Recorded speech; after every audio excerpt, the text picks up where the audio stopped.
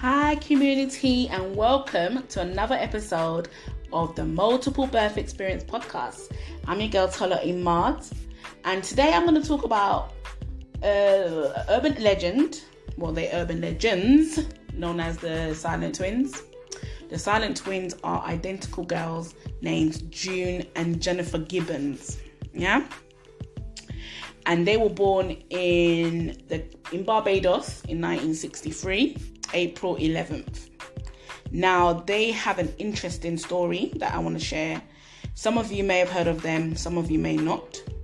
So this is your chance to, get comfortable, get a cup of tea if you need to, some snacks possibly, and just, sit back and listen. June and Jennifer were the daughters of the Caribbean immigrants Gloria and Aubrey Gibbons. The Gibbons family moved from Barbados to the United Kingdom in the early 1960s as part of the Windrush generation.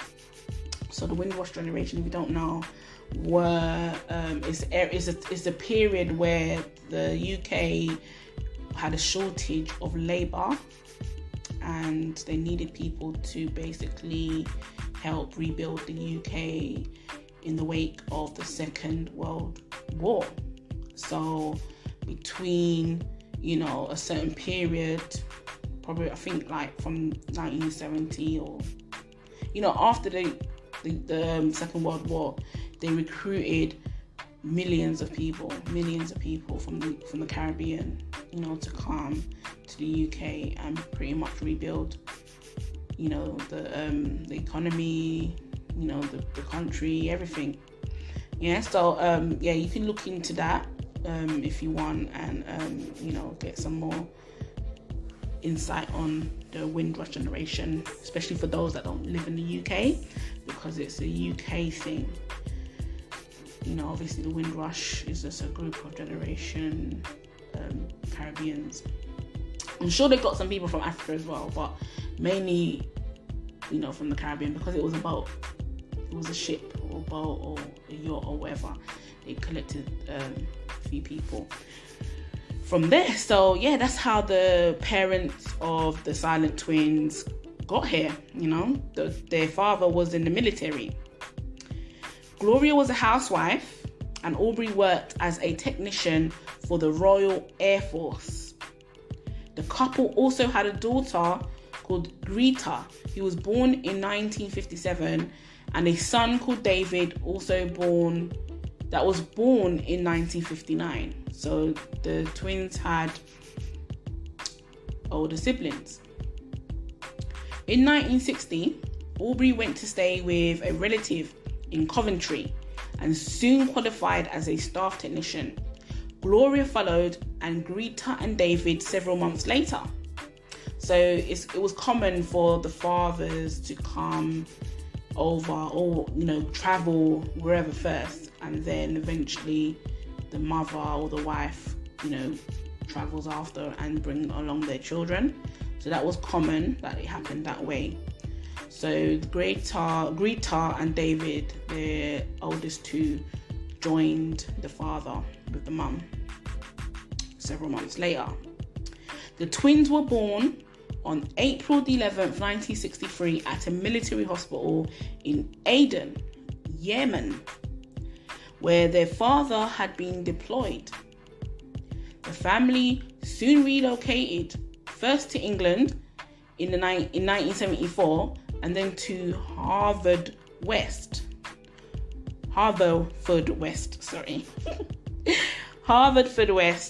in Wales. The twin sisters were inseparable. They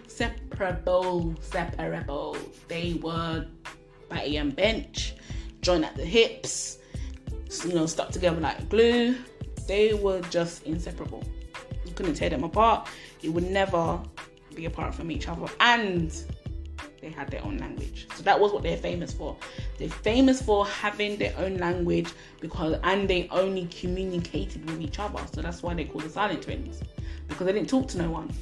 They weren't they were silent, but they're only silent to the world, to the outside world, to each other. They the way they talk. They shut the world out. A sped up Bayesian Creole made it difficult for the people to understand them. They had their accent. So coming from Barbados with their accent to the UK back then in the 1960s, come on. It's hard to, people will find it hard today to get, to understand people's certain languages and certain accents. So just imagine how it was back then, where it was uncommon to have black people in the UK, As the only black children in the community, they were ostracized at school. This proved to be traumatic for the twins, eventually causing the school administrators to dismiss them early each day so they avoid being bullied. Can you imagine? Instead of them doing something about the bullying, they released them early. So they must have missed out on work. They released them early from school so that they don't get bullied. That definitely must have been traumatizing, being the only black kids in that area. I can't even imagine living in that area, to be honest. In that era. Black people suffered, man. They suffered. So the school administrators dismissed the girls or the children at that early to avoid them being bullied. Their language became even more idiosyncratic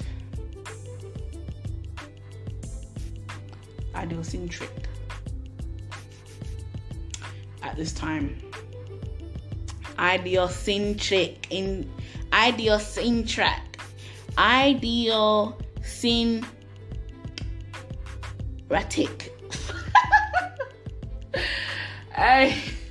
The words. You know what? Don't laugh at me. Don't laugh at me. I'm trying to pronounce these words, and I'm trying to pronounce this word. So bear with me. Don't laugh at me. Don't judge me. I can read. But yeah, basically, the people couldn't take their language. It became hard for them to understand at that time. And then soon it was unintelligible for others. Their language or dyslexiia, the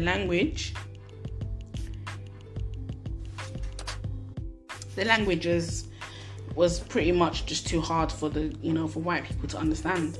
They just couldn't get their head around it. It was crazy.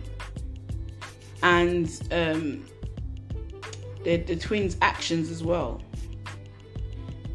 it became exemplified. It mirrored each other. They did everything the same. They didn't even have to be in the same room. They didn't have to be in the same room to pretty much do everything the same. It mirrored each other, literally. One could be in one room and the other could be in the other room, and they could be sitting in the same position. One leg over, like the right leg over the left leg, in the same position, and the neck could be turned. That's what they say anyway. I wasn't there. But yeah, that's how it was for the twins. The twins became increasingly reserved and eventually spoke to no one except each other and their younger sister Rose. The girls continued to attend school, although they refused to read or write. In 1974, a medic administering vaccinations at the school noted their impressive behavior and notified a child psychologist. The twins began seeing a succession of therapists who tried successfully to get them to communicate with others. They were sent to separate boarding schools in an attempt to break their isolation. But the pair became so catatonic The pair became so catatonic and entirely withdrawn. Catatonic. These words, catatonic, and entirely withdrawn from the world when they parted. So even when they got separated, it got worse. So separating them didn't do any good. It made them worse. They became more isolated from the world. They were isolated together as a team, as twins, as a couple, as a twosome, but separated was even worse for them. So putting them in separate schools didn't do anything, pretty much. It didn't make no difference, June and Jennifer Gibbons, the bond between them was so special. It was like no other. To the outside world, they were mysterious. Their silence made them mysterious. Their silence made them mysterious. And because they only communicated with each other, they shut out the world and eventually shut out the parents and their siblings, excluding everyone. In the latter years, they wrote a huge amount of words in their diaries, their novels and poems while they were in their hospital bedroom, because they got admitted. Eventually, they got admitted into hospital. And they were there for like 11 years. It was like a psychiatric hospital in Pembrokeshire. They were really smart girls. They were smart, they were religious, and they spent their 20s locked away in high security hospital. Can you imagine? In a high security hospital in Broadmoor. Now, after being separated, in different schools, they were reunited. They were reunited and spent several years isolating themselves in their bedroom, as I mentioned. They engaged in elaborate play with dolls. They played with dolls and created many plays and stories in a sort of soap opera style between themselves. They entertained themselves, basically. That's the thing. It's not like they couldn't speak or talk. Like I said, they were smart, they were religious, they were pretty much normal, but between themselves.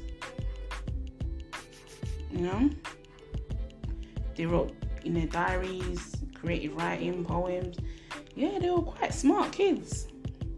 I don't know why they called them strange or creepy, to be honest. They're not creepy. Well, I don't know them personally, but, sometimes people may not understand you, and because they don't understand you, they judge you and just come to their own conclusion about you. And it's easier for them to say that you're, a scary person or a bad person or whatever it is that's not positive, than to try to get to know you or figure out what causes you to do what you do, or behave the way you are, or behave the way you do, or just, they don't really try to get to know you, especially back then. You can imagine how it was back then. And them twins would have been scared. They would have been really, really scared. So, we're learning, or we're researching and getting to know them based on what was written, but living in it at the time. Or if those people knew now, if they knew then, if they knew then what they knew now, I think things would have been a bit different, to be honest. I'm just trying to picture it, because a lot has changed since then. A lot has changed since then. Things are way different than it was back then in every way.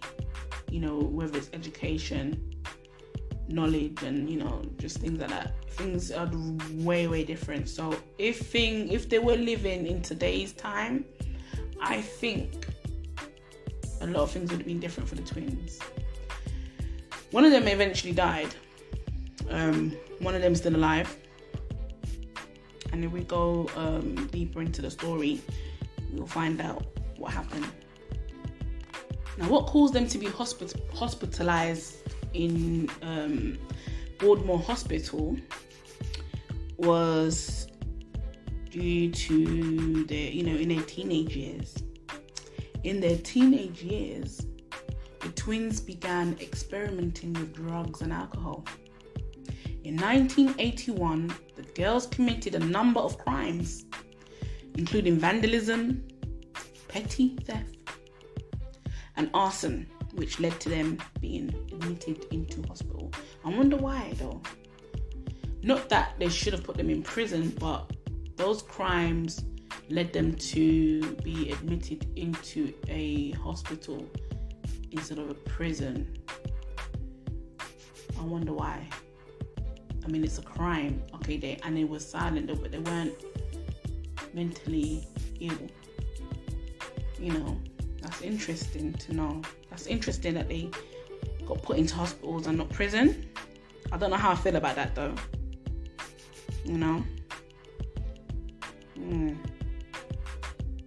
It was a high security mental health hospital as well. High security mental health hospital. The twins were sentenced to indefinite detention.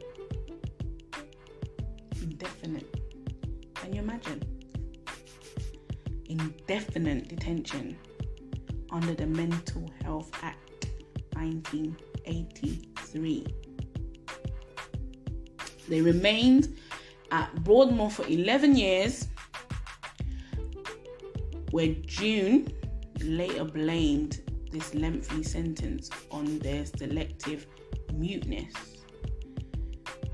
They eventually soon realized that their silence was to blame for them spending so much time in hospital, in Broadmoor Hospital. It was like being in prison for them, but in the hospital. Juvenile delinquents get 2 years in prison, but they got 12 years in hospital. Yeah, that's weird. Because they didn't speak. That don't even make no sense. Because they didn't speak. Because that's the thing, it's not like they couldn't speak. They just didn't want to speak to you. How is that bad? How is that a bad thing?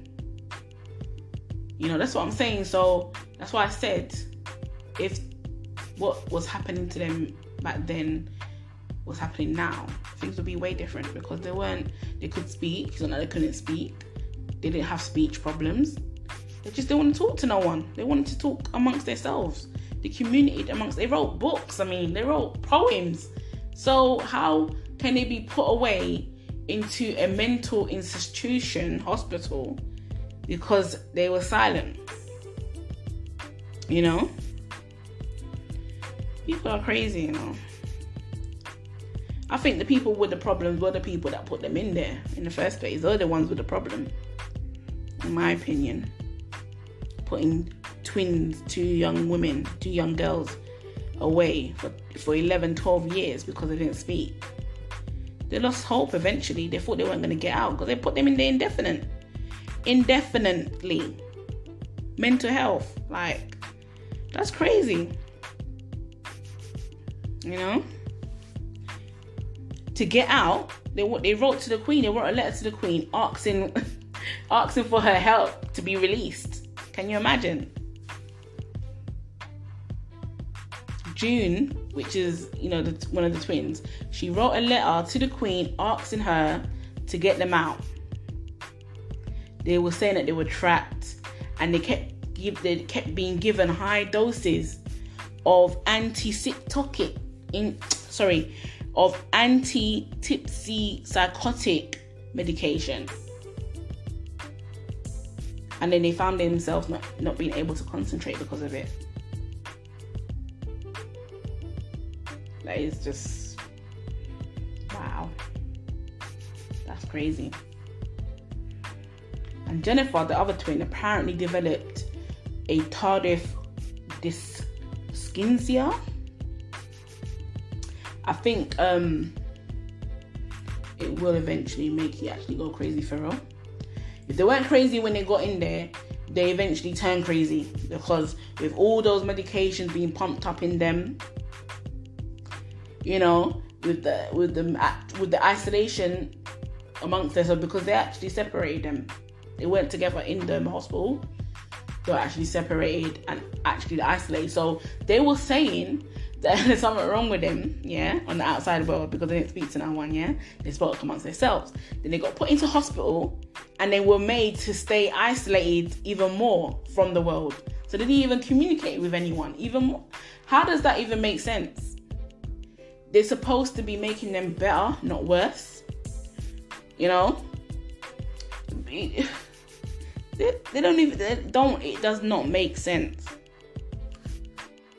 Now, eventually, the medications were adjusted, apparently.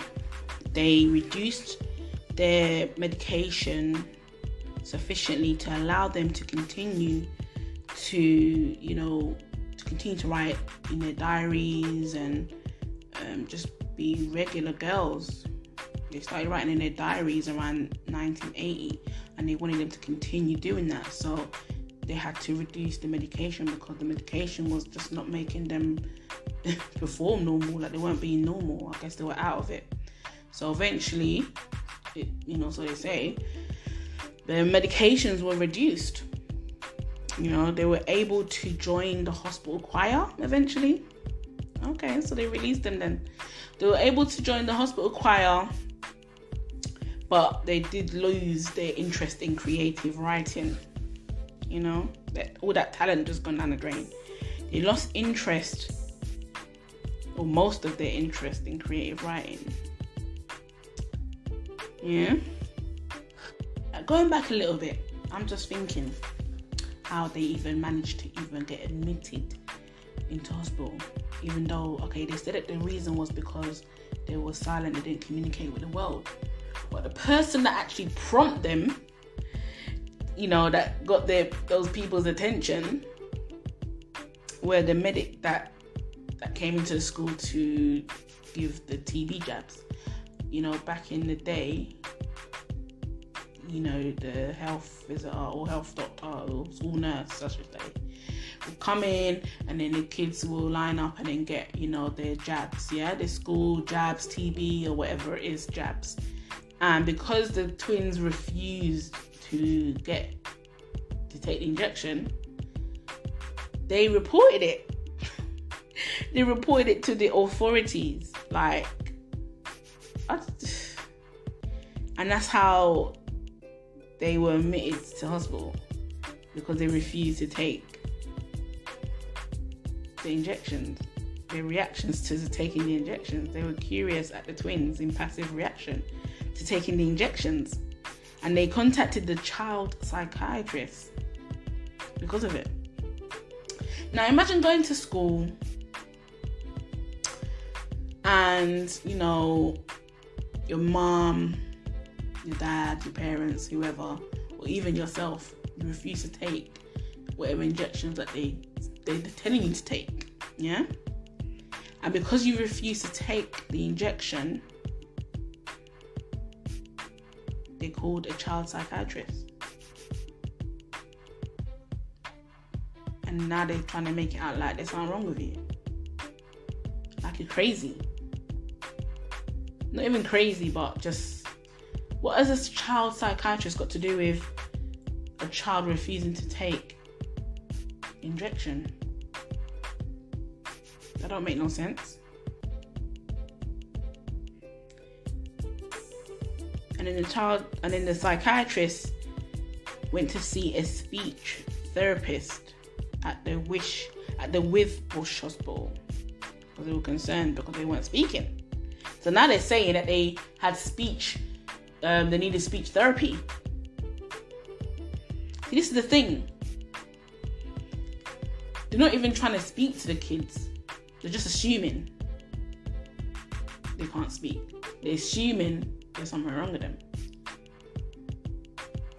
Yes, they tried to speak to them and they weren't speaking to them, but they could have found other ways to communicate, or tried to communicate with them to get them to open up. You know, there's obviously a reason why they shut themselves away from the world, because they clearly spoke, they just didn't speak to anyone else. I know I keep talking about it, but I'm just finding it really bizarre that they did all of that just because it was silent, you know. And from the story, you got movies and all these other stories and things that's come from it. It wasn't like it was a regular hospital. This hospital was high security hospital, you know. People that got sent to prison, murderers, crazy murderers that get sent to prison and they get put into like high security, you know, wards or whatever it is in prison. The ones that they deem crazy, they get sent to the mental institutions, them, you know, mental health hospitals.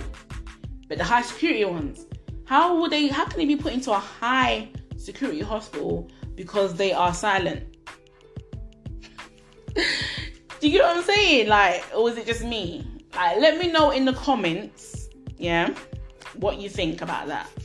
Tell me, is it just me, or do you agree,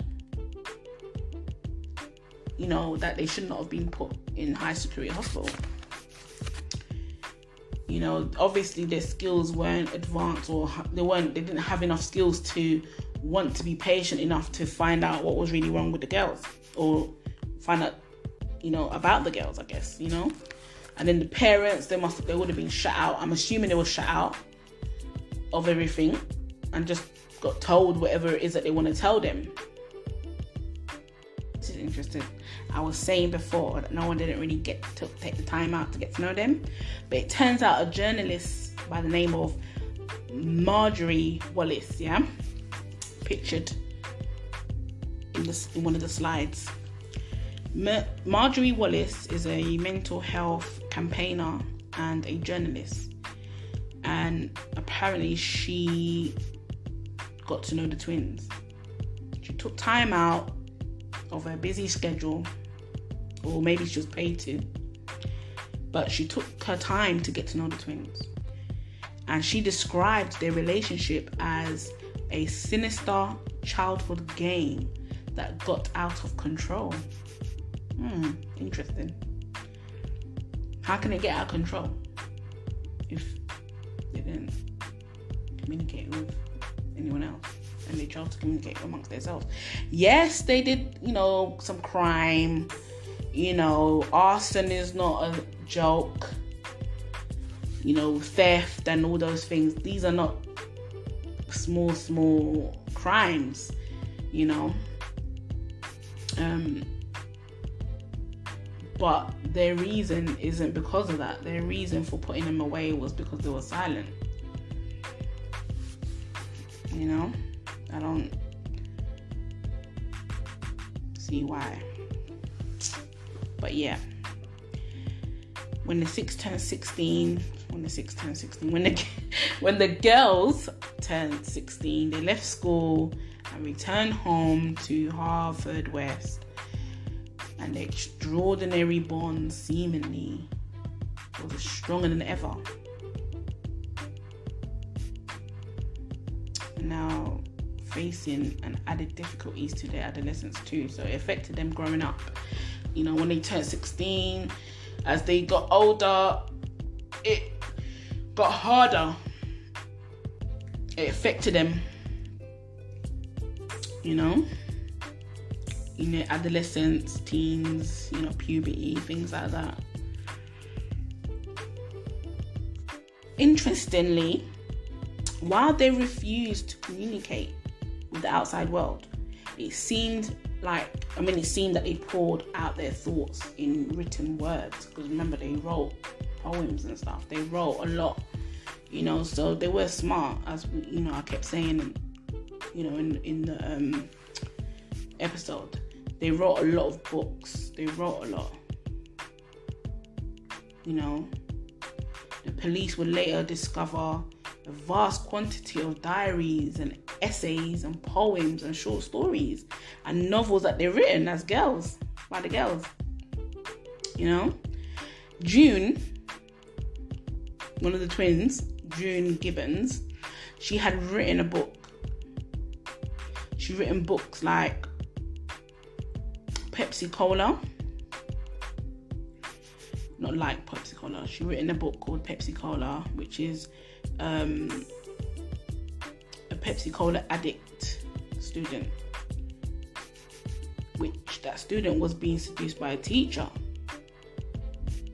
She self-published that book, June. I think June is still alive, actually. Yeah, she's still alive.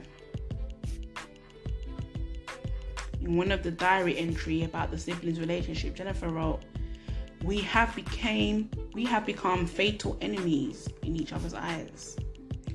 We feel the irritating, deadly rays come out of our bodies, stringing each other's skin, and I say to myself, can I get rid of my own shadow?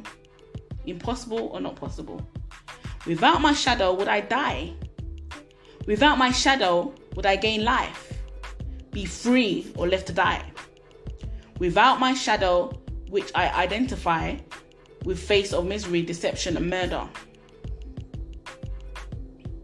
She basically asked him, can she live without her shadow, which is her twin. When the twins, discovered, obviously before going into being admitted into hospital, and the reason for them being admitted into hospital was because of, the crimes that they committed, as we were mentioning before.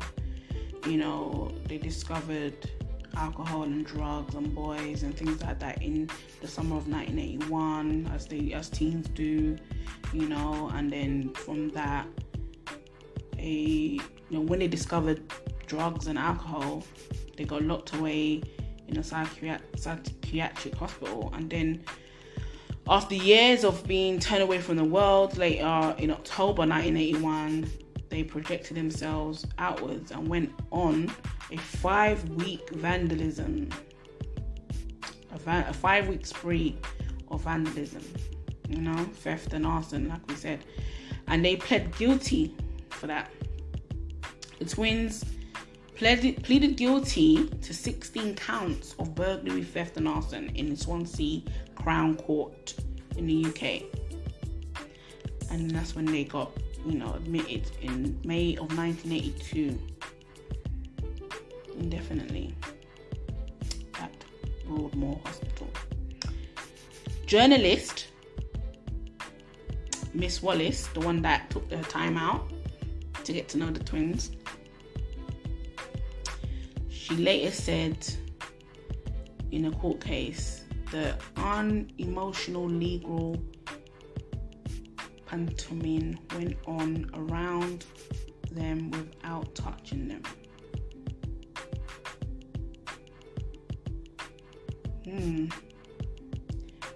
She said the unemotional legal pantomime that went on around them without touching them. She put that in the book called The Silent Twins. So she wrote a book about the Silent Twins eventually. Interesting. She capitalized off the Silent Twins by writing a book on them, as they do. Reading from an extract from June Gibbons' diary. Yeah, this is from one of their diaries, which was written by June Gibbons, one of the twins, a day after the twins were sentenced. Reads, spinning in circles, sick, mental, psychopathic. Imagine how I felt, me, a mental psychopath. A dangerous, evil, ruthless criminal, me. At last, my torment, my self-consciousness, my violence is known. I'm labeled. Oh, now I know my fate. June Allison Gibbons, at 19, going down in history as a psychopath. Please, God, don't let me suffer as much in my new life as I have here. Let me be bold enough to speak openly. Let me trust the doctors and nurses and no longer be afraid of people. For the past 7 months, I have been a soul with no hope. Don't let this disease paralyze me again, destroying my abilities. Tying up my tongue like firewood.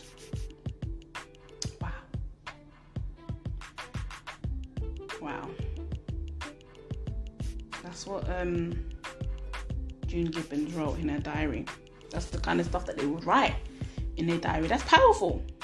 Does that sound like somebody that had mental issues? Does that sound like somebody with mental issues?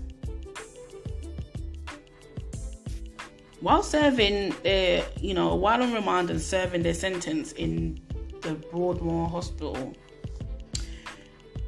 apparently the twins continued to write copious diaries in prison. This is before they lost interest, because remember we were saying that they lost interest in creative writing, but when they were allowed to write, in Jennifer wrote in one entry,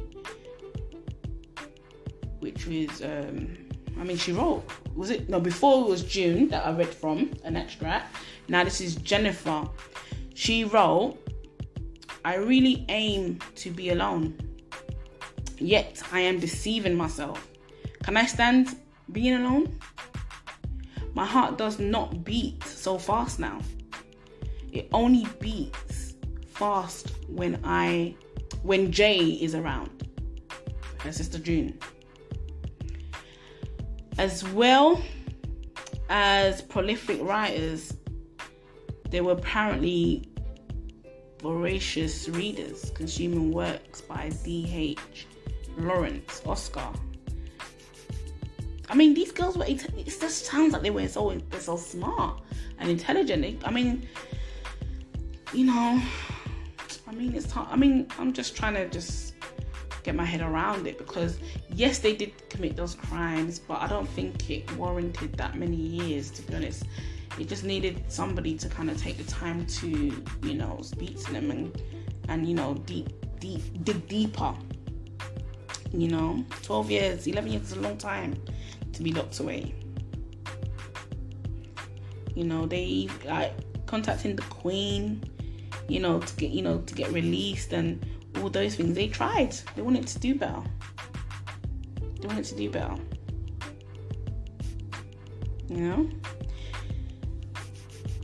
In 1993, they were eventually moved.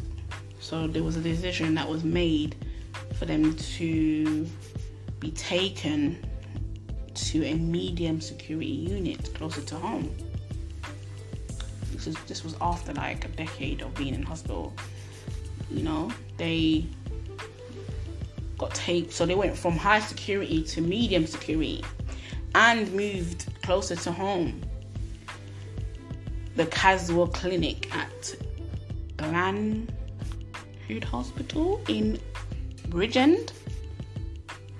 On the morning of March 9, they boarded a van from Berkshire.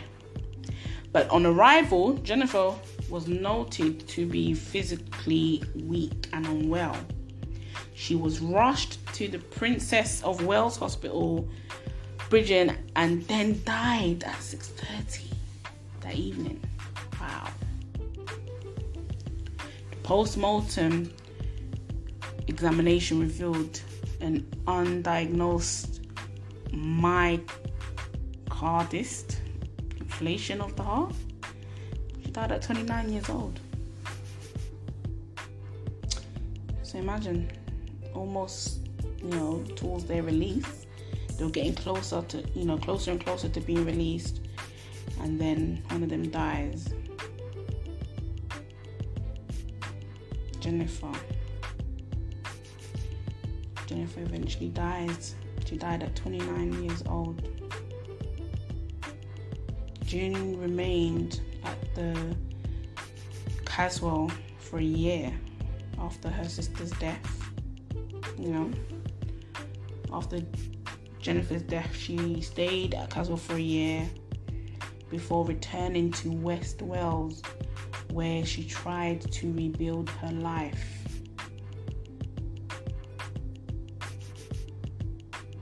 So after a year after she died, they got released. Well, the sister got released. She got released. And then she tried to rebuild her life without her sister.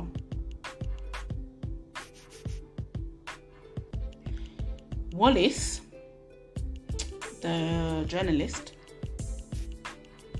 she believes that during their stay in hospital, they began to believe that in order for one of them to be free, the other must die. Now, it says that she believes. Now, why would she just make up something like that? Why would she believe that? Why would the journalist believe that? She didn't say that June had told her that. She says she believes that the twins had an agreement, that one of them must die.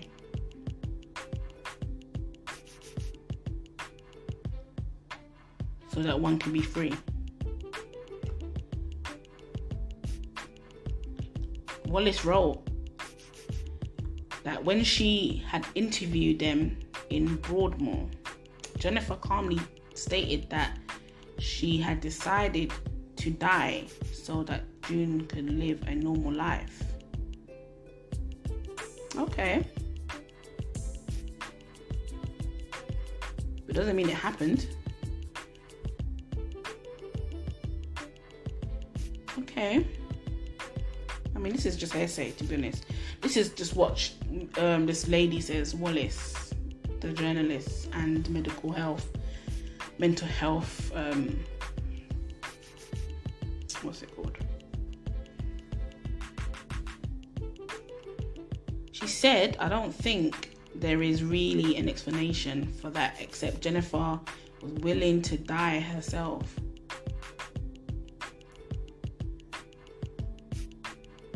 Jennifer was willing to die and learned about... she learned about Jennifer's death. It was about 2 or 3 days later.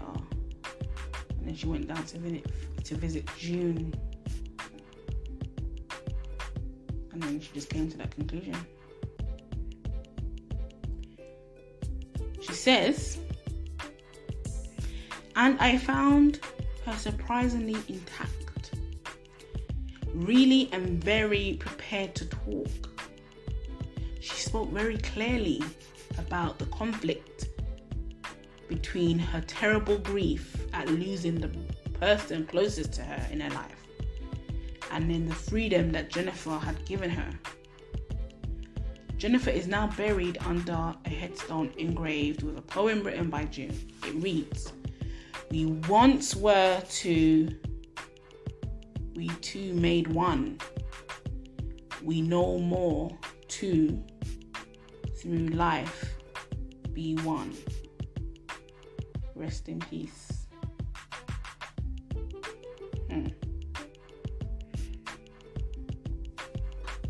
It will be interesting to know. I want to know if it's true that the twins decided to, they made an agreement amongst themselves to die. For one of them to die, so that one can be released. How did they? How did Jennifer die? I mean, they said in the autopsy that it was to do with inflammation of the heart. So how did she manage to inflame her heart is what I want to know. I'm interested to know how they managed to pull that off, if that's the case. Because it was sudden. And they said there was no evidence of drugs or poison in their system. So they're saying that the death remains a mystery. And it is a mystery, because I'm thinking, okay, if that's the case, because it's not like they're saying they're ruling it as suicide.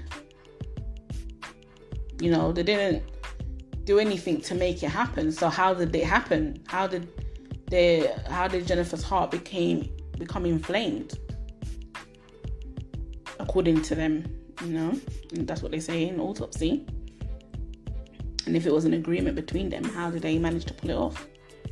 And it was shortly after, a year later, she got released. So how did she manage to get released so soon after the twins' death? June could have just stayed alive and waited. That's what I want to know. And that'll be interesting. I would love to, because she's still alive, Jennifer. Sorry, not Jennifer, June. June is still alive.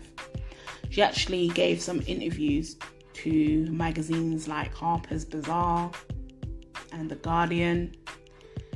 And by 2008, she was living quietly and independently near her parents in West Wales. She was no longer monitored by the psychiatric services. She has been accepted by her community and sought to put the past behind her. And in 2016, with her sister Greta, they revealed that the family had been deeply troubled by the girls' incarceration. She blamed Broadmoor for ruining their lives and for neglecting Jennifer's health. Yeah, you see, of course they're going to neglect the health because they didn't know what they were doing. They just said they got mental health problems.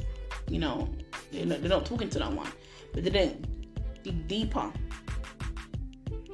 So she had underlying issues, because if they said that she had an inflamed heart, how can they not have detected that? How can they not have known that if they were in a medical hospital?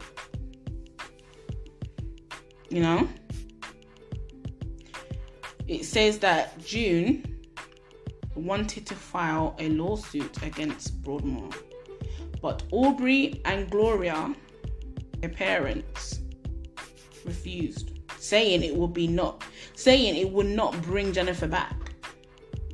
And I don't think that's the point. I think June knows it's not going to bring Jennifer back. That's her twin sister at the end of the day. It's not going to bring her back, but it would give, I guess, some kind of peace, some kind of justice, because they were, isolated. They were put in hospital, and they were made worse than they were before they even got there. That's like being in prison, from what I heard anyway. People getting sent to prison for years and years and years and years, and then they get released from prison, thrown out into the world, back into the streets, into the world, into civilization, but with no help to get back into civilization. Some don't have families, some don't have friends. They just get thrown back out into the world and to get on with it. How are they going to get on with it if no one's helping them get back into civilization? So what do? They fall back into whatever it is that made them go into prison in the first place. It could be crime, it could be drugs, anything illegal that caused them to go into prison in the first place is all they know. They're not being helped or taught to know better. They fall into the same routine, same, craziness, and then they just go back back into prison, and then the cycle continues. They don't learn. They don't know any better. Yes, they are adults, but sometimes, some people still need help. Some adults still need help. Some of them are not, mentally matured, or, they don't know anything. Some of them went into prison as teenagers. Not everyone in prison are even criminals anyway. Some of them are, they've been sent. Innocent people still get sent to prison, and then they go crazy in there, and it changes them because they have to survive. Or some of them can't survive and end up committing suicide or getting murdered, or whatever the case may be. So they believe that being in that mental institution made them worse. They neglected to identify Jennifer's medical issues that later caused her death, apparently, allegedly, or whatever, So she wanted to get answers.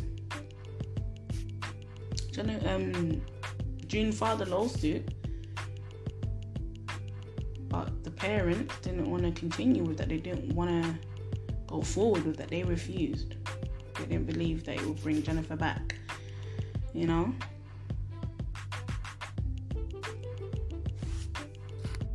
1992, sorry, not 92, in 1986, the pair were the subject of a 1986 drama, a TV show called The Silent Twins, which was on BBC Two. It was a 2-part series, and in the inside documentary, The Silent Twins, sorry, no, let me correct that.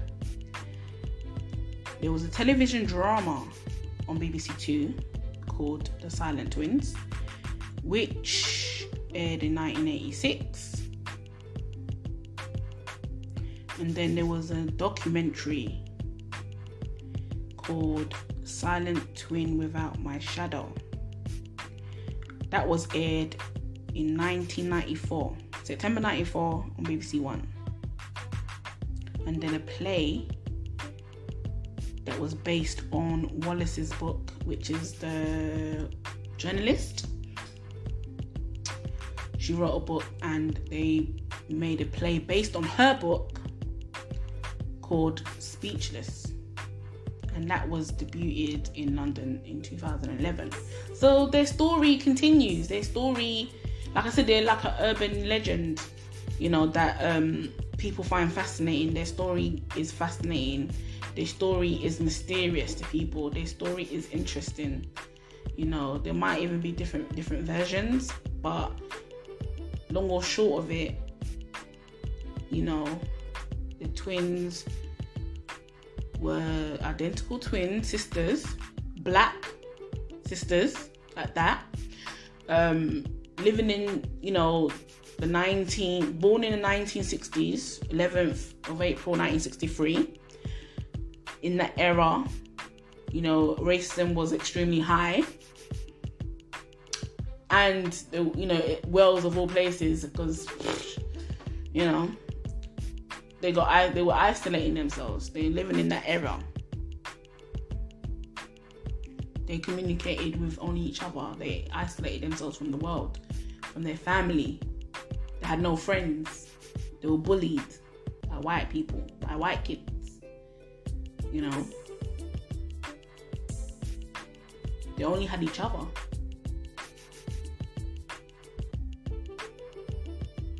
They fell into crime, drugs, alcohol. Was sentenced to over a decade in hospital, mental health hospital, after pleading guilty to arson. But people are more concerned about the fact that they didn't speak to no one. They had their own little language.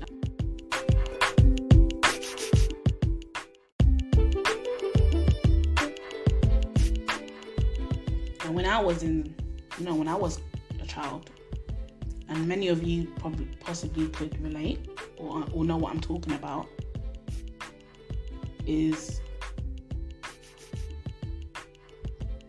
the fact that when you're kids, you tend to create languages. And I know when I was a child, it was bubble language. And that was one of the main ones I knew. There was other ones I've heard of, but bubble language was like common as a child, amongst our peers, communicating with, in bubble language. Iggity, diggity. I mean, I kind of remember how to even speak it, but I think I could understand it still if someone was to say it. It was the whole agali igulu, agalai nagado lugudu, you good are, things like that. It was like that, basically. So kids generally do tend to have their own language where they would communicate amongst themselves that adults wouldn't understand what they're talking about. So, and that's just regular kids, not twins. So just imagine twins having their own language and their own way of communicating amongst each other. That's nothing wrong with that. It's just a phase that they go through. But yeah. June, sorry, I keep saying Jennifer.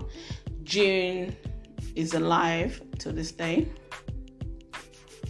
She is, how old is she today?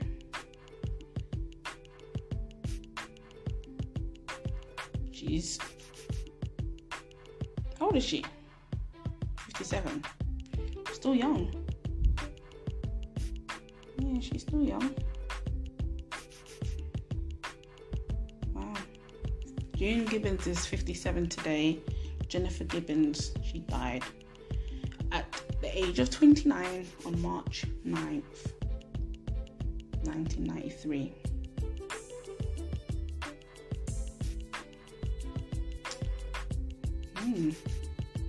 Silent Twins, their story later inspired many people, even songs.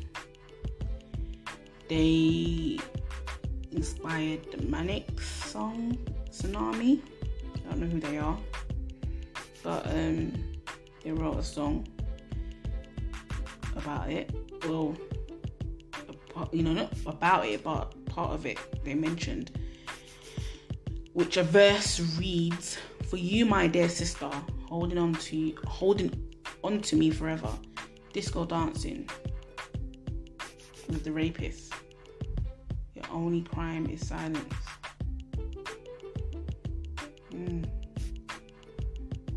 Their only crime was silence. They were guilty of being silent. But yeah, that's the story. That's the mysterious story of the Silent Twins. Now, before we wrap up, recently I found out that the young girl Letitia Wright that was in Black Panther. She's mainly known as Black Panther's sister. Can't remember her name in the movie, but she was the sister, the computer freak, or not freak, let me not call her a freak. She was the tech head, the brains of everything, the suits, and the sister, Black Panther sister. Letitia Wright played her in the movie. She's a British-born actress. Some of you might even know her from what's that show called? Top Boy.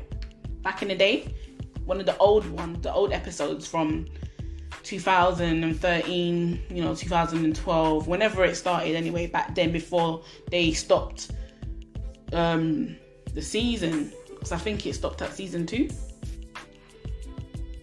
Yeah, the early days of Top Boy, she was in it, the older episodes, when she was younger.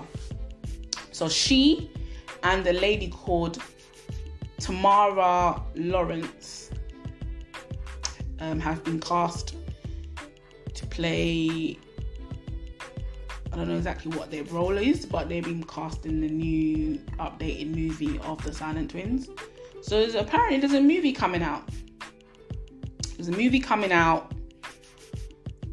I don't know when, because, you know, we're in the pandemic right now, and shooting movies and doing a lot of things is being, you know, held hostage at this point. No one can do much. Nowadays, a lot of work is being restricted due to the pandemic and lockdown laws and things like that. So, but from what I know, they started filming last year, April. I don't know what's happened since then. I haven't heard anything since then. But from what I read, they started shooting in April, and Letitia's been cast. I think Letitia is going to play one of the twin sisters, or both. Who knows? Because they're supposed to be identical. And Tamara Lawrence is also in the movie. So yeah, that will be interesting to see. I'm definitely going to see that.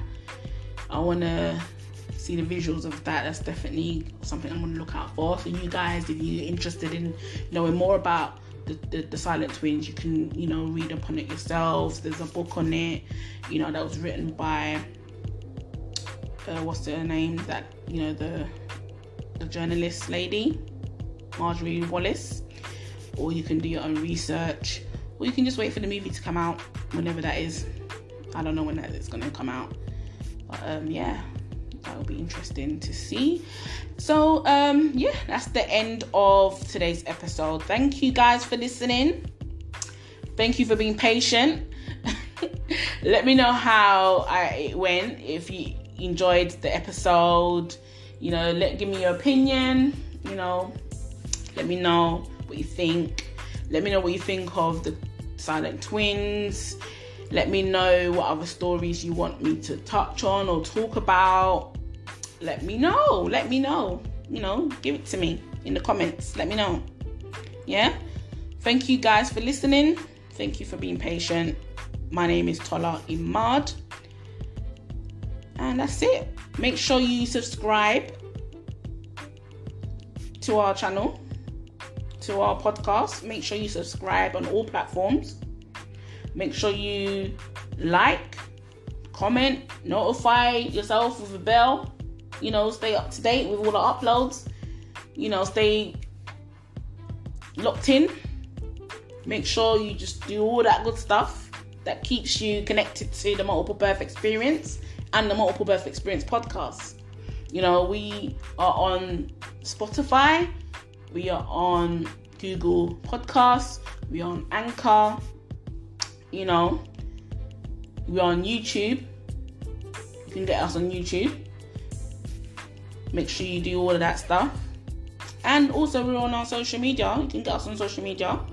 If you want to DM me directly, you can get me on there. The Multiple Birth Experience and the podcast, which the handles are tmbeofficial and then tmbe podcast. And you can get that on Instagram, Twitter, and Facebook.